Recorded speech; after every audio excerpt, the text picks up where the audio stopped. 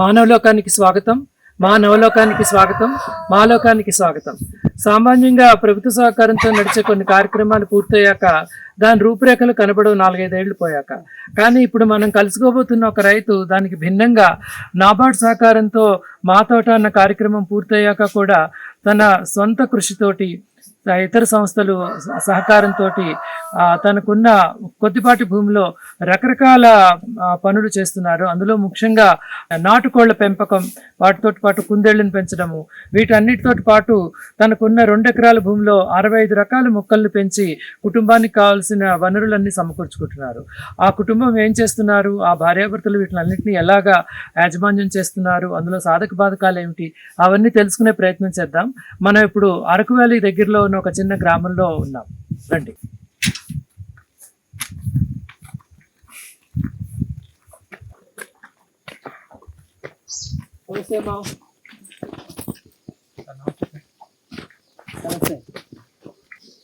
నా పేరు రామచంద్రుడు. మీ పరిచయం చేసుకుంటారా? మీ ఊరు, మీ పేరు? నా పేరు అమల సార్, మాది గంజాయిగూడ. మీ పరిచయం, మీ పేరు చెప్తారా సార్? నా పేరు కుర్ర బారిక, మాది గంజాయిగూడ విలేజ్. ఇక్కడైతే కోళ్ళ ఫారం అయితే మేము కట్టుకున్నాము. కోళ్ళతో పాటు కుందేళ్ళు ఉన్నాయి సార్. కుందేళ్ళతో పాటు దగ్గర 60-70 దాకా మొక్కలు, పళ్ళు తోటలు అవి ఉన్నాయి సార్. అయితే మీకు ఈ కోళ్ళలో ఏ రకమైన కోళ్ళు, వాటి జాతి, వాటి వివరాలు కొన్ని చెప్తారా? ఎన్ని కోళ్ళు ఉన్నాయి, ఎప్పుడు మొదలు పెట్టారు, ఈ ఆలోచన మీకు ఎలా వచ్చింది? ముందు నుంచి మాకు కోళ్ళు అంటే మాకు చాలా ఇంట్రెస్ట్ పెంచడానికి. ఇంట్లోనే కోళ్ళు పెంచుతూ అలాగా మన వాసన ద్వారా మాకు కోళ్ళు ఇస్తున్నారు కదా, చెట్లు ఇస్తున్నారు కదా, మేము వాటికి తీసుకొని మనం పెంచితే బాగుంటుంది అనుకుని, ఇది కోళ్ళు ఉన్నాయి కదా ఇంట్లో పెట్టకుండా ఎక్కడైనా షెడ్ కడితే బాగుంటుంది అనుకుని ప్లాన్ చేసాం సార్. ఏమి జాతి కోళ్ళు, ఏమేమి రకాల కోళ్ళు పెట్టారు? దేశీ కోళ్ళు ఉన్నాయి సార్ మాకు. దేశీ కోళ్ళు ఉన్నాయి, మళ్ళీ టర్కీ కోళ్ళు, గిన్నె కోళ్ళు ఉన్నాయి సార్. ఇంకా గిరిరాజ కడక్నాథ్ కోళ్ళు కూడా ఉన్నాయి సార్. ఎక్కువగా ఎక్కువ దేశీ వెరైటీ నాటు రకం. ఎన్ని కోళ్ళు ఉంటాయి మొత్తము? దగ్గర 50 ఉన్నాయి సార్. 50 ఉన్నాయి. ఎప్పుడు మొదలు పెట్టారు మీరు? షెడ్ ఓపెన్ చేసి దసరా రోజు ఓపెన్ చేసాం. దసరా రోజు కొత్తగా ఈ మధ్య. అంతకుముందు ఇవన్నీ పెట్టింది కూడా అప్పుడేనా? దసరా తర్వాత? ఇంట్లో నుండి అప్పుడు ఇంట్లో ఉండే అవన్నీ ఇప్పుడు కోళ్ళ ఫామ్ లో తీసుకొచ్చారు. ఓకే, దాన్ని చూస్తూ మాట్లాడదామా? Okay sir.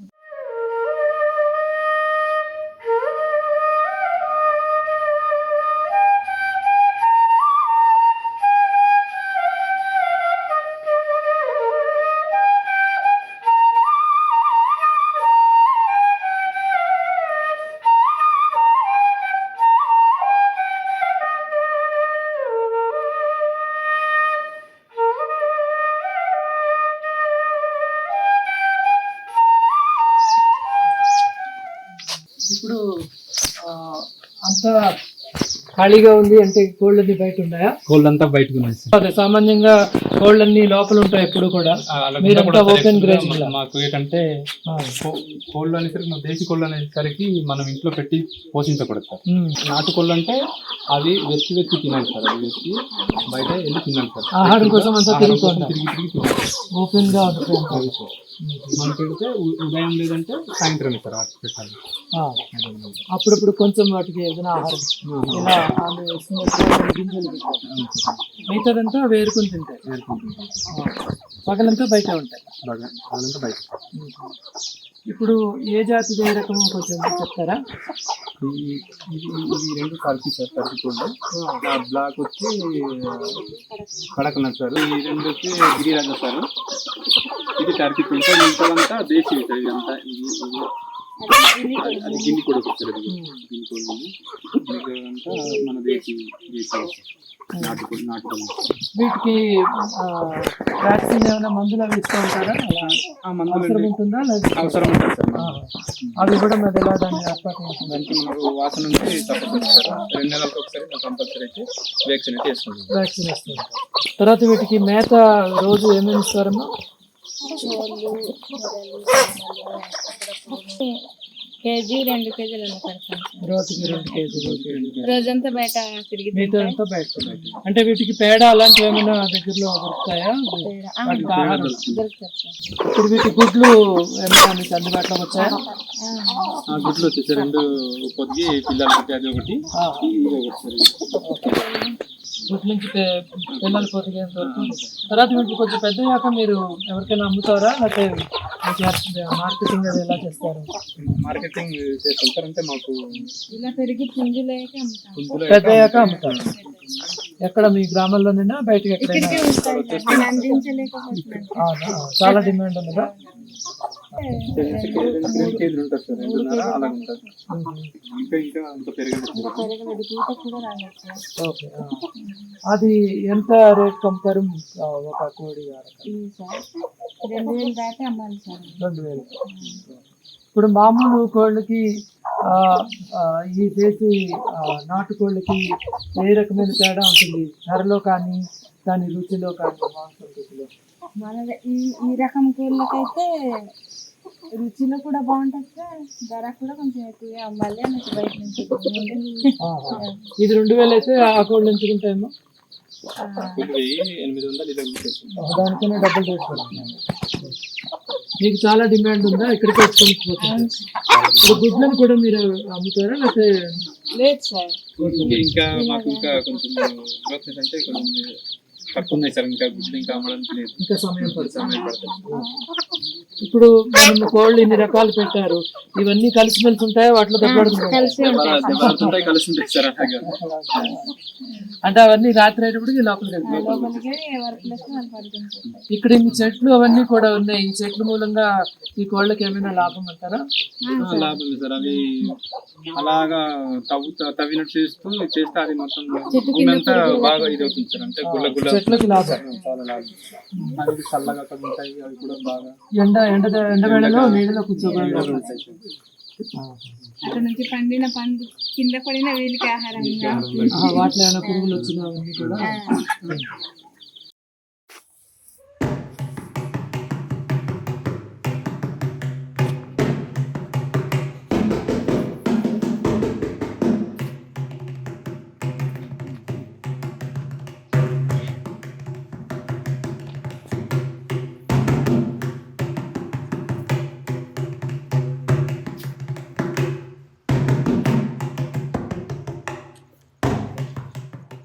ఇక్కడ ఇన్ని రకాల కుందేలు చూస్తున్నాయి. అవన్నీ ఒకే జాతి అమ్మా, వేరు వేరు జాతులా? ఒకే జాతి. మీరు ఎప్పటి నుంచి వీటిని పెంచడం మొదలు పెట్టారు? 2010. ఈ ఆలోచన ఎలా వచ్చింది? ఇక్కడ ఈ వాతావరణం వీటికి అనుకూలంగానే ఉంటుందా? అనుకూలంగానే ఉంటుంది. 2 తీసుకొచ్చారు, 2 తీసుకొచ్చారు. తీసుకొస్తే ఆ 2 ఏమో పిల్లలు 4 పెట్టాయి. 4 పెడితే 8 అయ్యాయి. ఈ పెంపకం బాగుంది. అంటే వీటికి ఇలా కుందేళ్ళు గూడు కూడా కట్టారా? దీనికి ఎంత ఖర్చు అయిందమ్మా? ఎప్పుడు కట్టారు ఇది? దీనికి మొత్తం 1500 అయింది సార్ ఖర్చు. 1500. అంటే ఇవి రాత్రిపూట అందులో పెడతారా? అవే వెళ్ళిపోతాయి చీకటి అయ్యేటప్పుడు. కుందేళ్ళు కలుగుల్లో కూడా ఉంటాయి అంటారు కదా, అలా? అదే సార్, అవి అక్కడ కూడా లోకల్ పిల్లలు ఉన్నాయి కదా సార్. కుండలోని పిల్లలు పెడతాయి.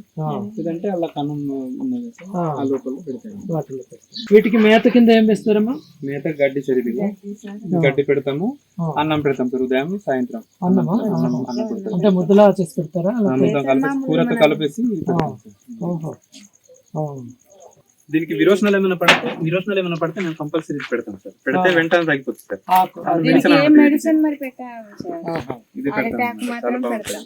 వీటికి ఏమైనా రోగాలు వచ్చినప్పుడు మందులు అవన్నీ ఇలాగా? వీటికి ఇది వరకు ఏ జబ్బు రాలేదు సార్. పెంచినప్పుడు జబ్బు కానీ. అంటే వీటిని కొంచెం ఎక్కువ సంఖ్యలో వస్తే వీటిని అమ్ముదామనా? మీ ఆలోచన ఏంటి?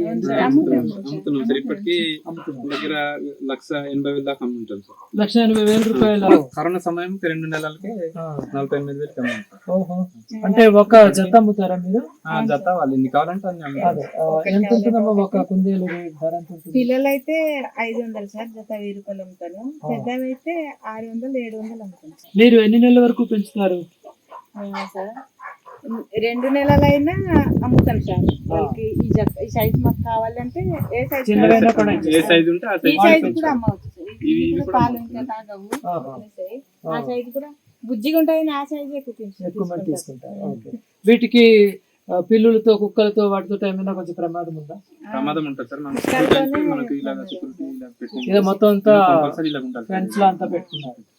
ఏ రకమైన ప్రమాదం, పాములు కుక్కలు అలాంటివి ఏమైనా అటాక్ చేస్తాయా? పాములు ఇంకా కుక్కలకే సార్ ప్రమాదం. ఈ రకంగా గత 3 ఏళ్లలోన 1,50,000 సంపాదించారు. అవును సార్. ఏడాదికి ఒక 50,000 అలాగే 40,000 అంతా. ఇప్పుడు ఇవన్నీ చూస్తున్నాయి, ఇవన్నీ వాటి గొద్దులా. వద్దాలి సార్ అలా. ఇది వ్యవసాయానికి మంచి ఎరువు. ఎరువులా ఉపయోగపడుతుందా? పనిచేస్తారు. మీరు దాన్ని ఉపయోగిస్తారా? ఉపయోగిస్తాం. అదేంటి ఇప్పుడు కానిపోయిందా? ఇక్కడ పిల్లలు సార్ ఇంకా బయటికి రాలేదు అవి. అదే చాలా బాగుందండి. అంటే ఇన్ని రకాల పనులు రైతు కుటుంబం వారికి సమయం ఉన్నప్పుడు చేసే అవకాశాలు ఉన్నప్పుడు ఇలాంటివన్నీ పెట్టుకోవాలి.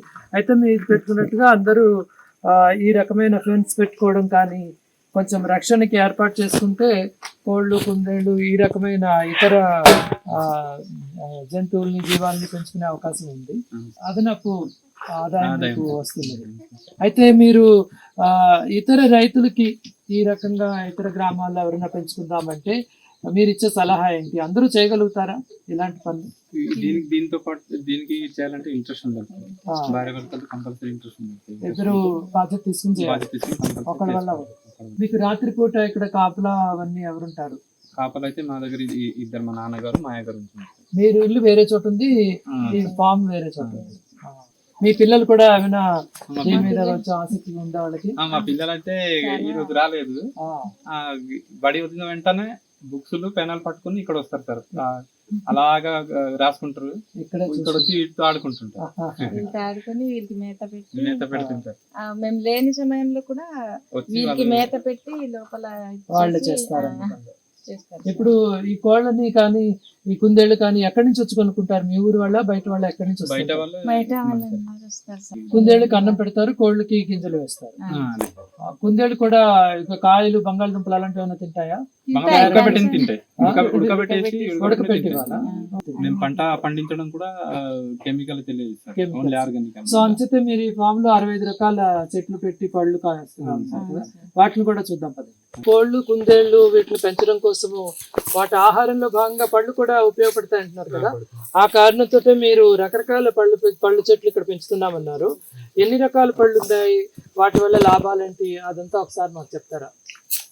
ఈ తోటలో దగ్గర 65 రకాలు పళ్ళు తోటలు మనకు ఉన్నాయి సార్. 65 రకాల పళ్ళ చెట్లు ఉన్నాయి సార్. ఓకే. మాకు ఈ పనస చెట్టు ఒకటి ఉంది సార్. పనస, మామిడి, సపోటా, అంటే పప్పర పనస, ఇలాగా అరటి, దీర్ఘ చెట్లు,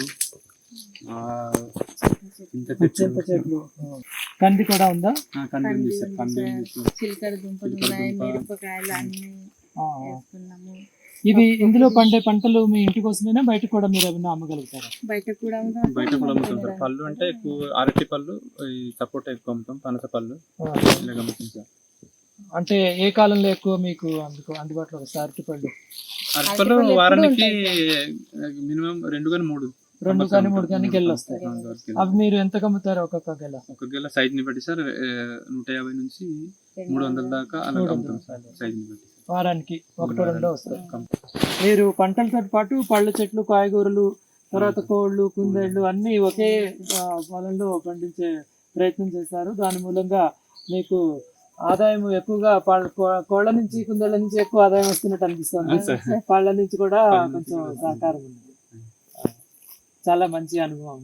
మీ నుంచి ప్రేరణ పొంది ఇంకా ఎవరైనా ఇలా చేయగలుగుతున్నారా మీ గ్రామంలో కానీ ఇతర చోట్ల కానీ? చేస్తున్నారు కానీ సార్ కొంచెం ఇంట్రెస్ట్ లేక మధ్యలో మీరు ఈ పళ్ళన్నీ కూడా ఏమి రసాయన ఎరువులు అవేమి వేయకుండా దీన్నే మీరు కోళ్ళకి ఆహారంగా వేస్తారు, కుందేళ్ళకి కూడా ఆహారంగా వేస్తారు. కాబట్టి కెమికల్స్ లేకుండా ఉండే ఆహారం వాటికి అందిస్తున్నారు. వ్యవసాయం అంటే కేవలం వరి పంట అనుకోవడం ఒక భ్రమ. పంటలతోటి పాటు పళ్ళ మొక్కలు, కాయగూరలు వీటిలన్నిటితోటి పాటు రకరకాల జీవరాశులను పెంచి ఆదాయం సంపాదించుకోవచ్చని ఇక్కడున్న కుటుంబం చెప్తోంది. వాళ్ళు దేశీ కోళ్లలో రకరకాల కోళ్లను పెంచడంతో పాటు కుందేళ్లను పెంచుతున్నారు. అదేవిధంగా తేనెను కూడా వాళ్ళు చేస్తున్నారు. వీటన్నిటికీ అవసరమైన మేత ఇంట్లోనే వాళ్ళు స్వయంగా ఏర్పాటు చేసుకుంటున్నారు. అన్నం కానీ గడ్డి కానీ రకరకాల ధాన్యాలని వాటికి మేతగా సమకూరుస్తున్నారు. ఏమి కెమికల్స్ లేని తిండిని ఈ జీవాలకి అందిస్తున్నారు. వాటికి తగిన ఆరోగ్యం, వాటికి తగిన నీడ, షెల్టర్, నీరు అన్ని చాలా ఇంట్లో పిల్లల్ని చూసుకునే విధంగా చూస్తున్నారు.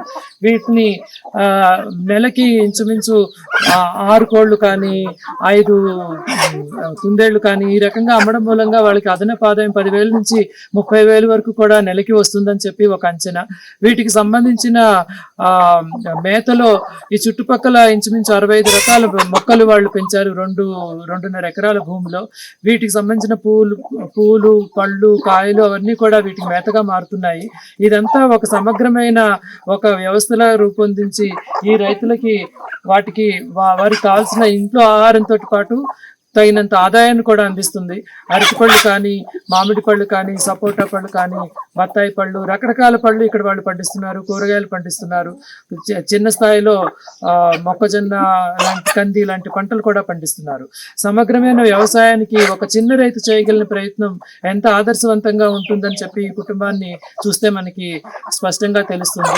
ఈ కుటుంబాన్ని ఆదర్శంగా తీసుకుని ఈ రకంగా వర్షాధార ప్రాంతంలో ఉండే ఇతర రైతులు కూడా వారి ఆదాయాన్ని పెంచుకోవడంతో పాటు మంచి ఆహారాన్ని కూడా కుటుంబంలో తింటారని చెప్పి ఆశిస్తున్నాము. చాలా మంచి అనుభవం. Thank you sir.